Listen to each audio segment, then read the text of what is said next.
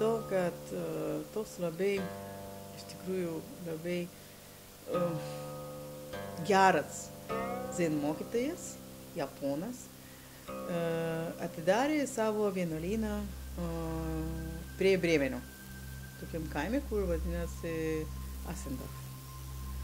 Ir tą mokytoją aš ieškojau,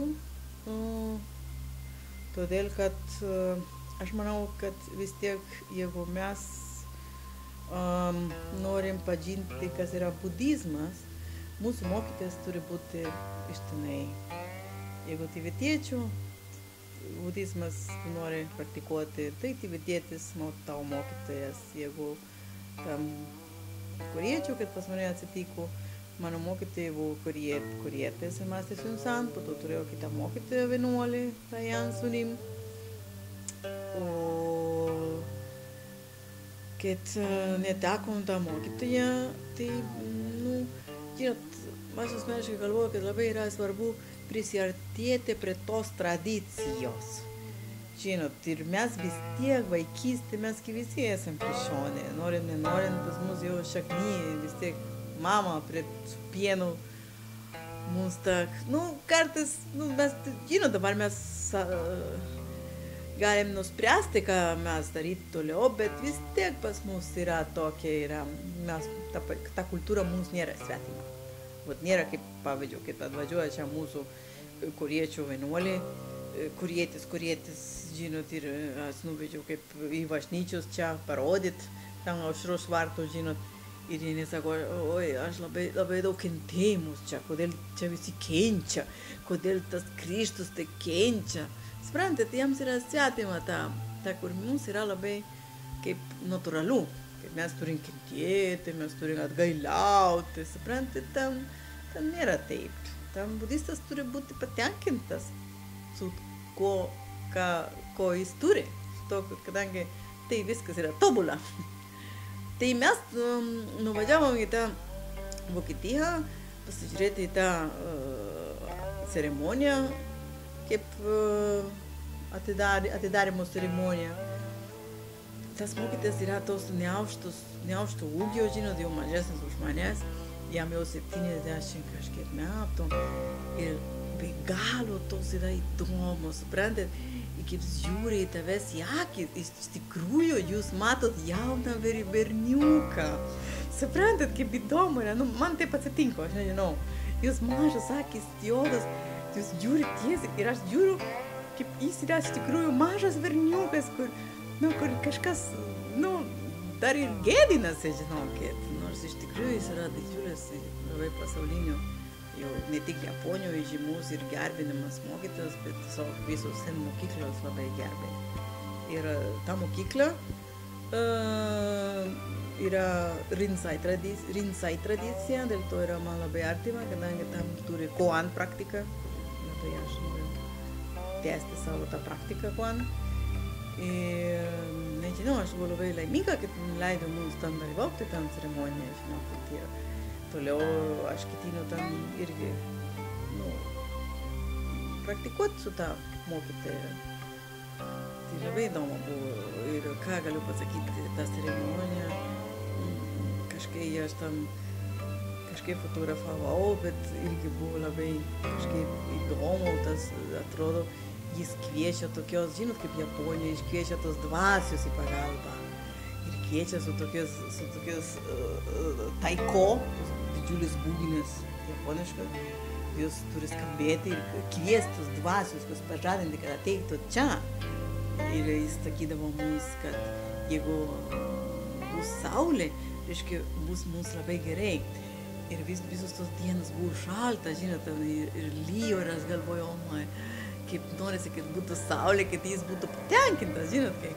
Ir buvo taip saulė, bet vėl debesiai, bet saulė, bet vėl, tai vis tiek buvo saulė, tai aš galvoju, gerai, buvo saulė. Labai įdomu, žinot, po to skiriasi šiek tiek ta formaliai praktika, aišku, nuo to, kad aš užsiminėjau korietišką tradiciją, bet vis tiek tos sutras, jos visas yra vienodos, tik kad mes giedojam korietiškai, jie giedoja japoniškai. Bet tokia niuansa man buvo labai įdomu, žinokit.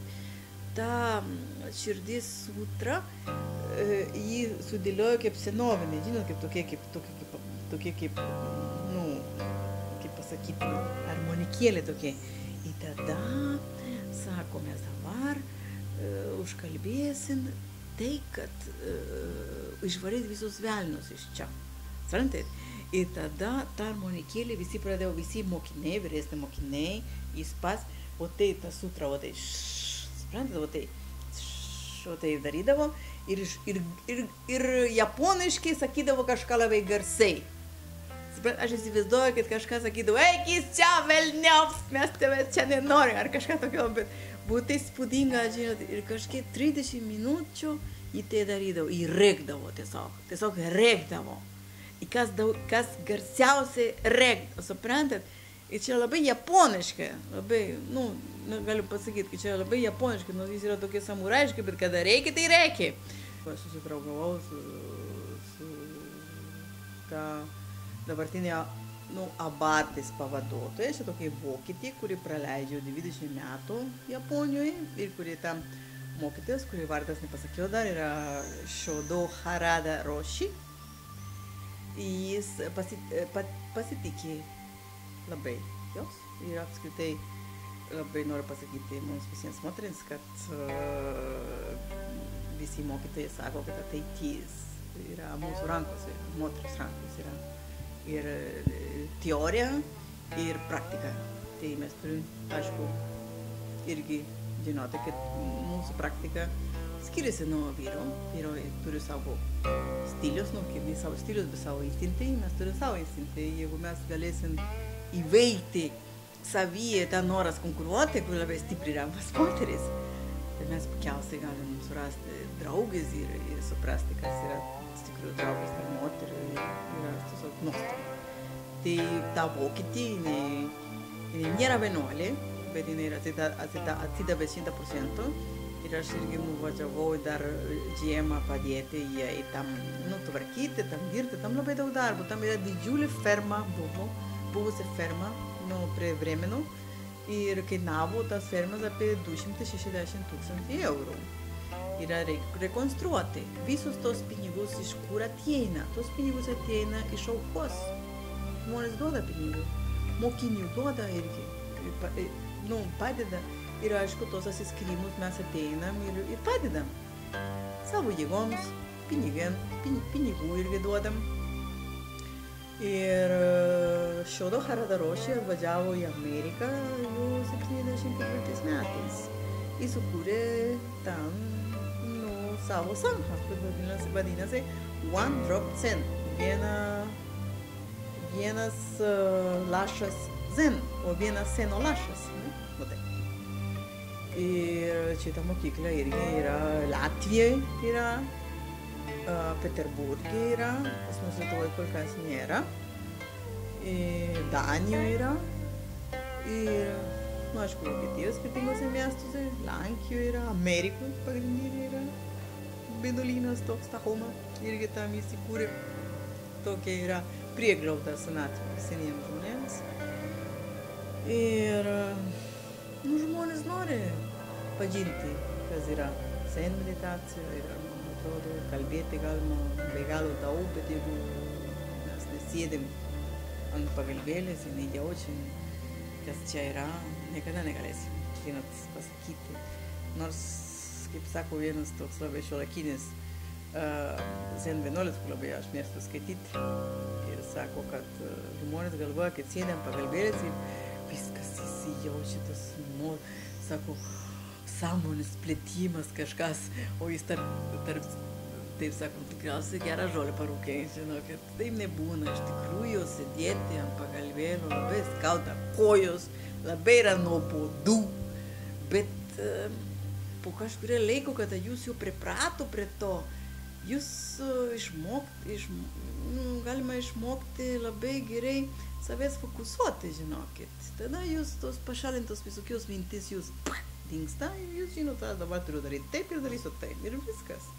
Labai pasitikėjimą savimi ir irgi negaliu pasakyti, kad čia irgi nėra išeitis į savo psichozinius ar visokių psichologinius problemus, čia jūs turite kreiptis pas specialistą, tai stipri žmonės gali medituoti, žinokit, tik stipri žmonės.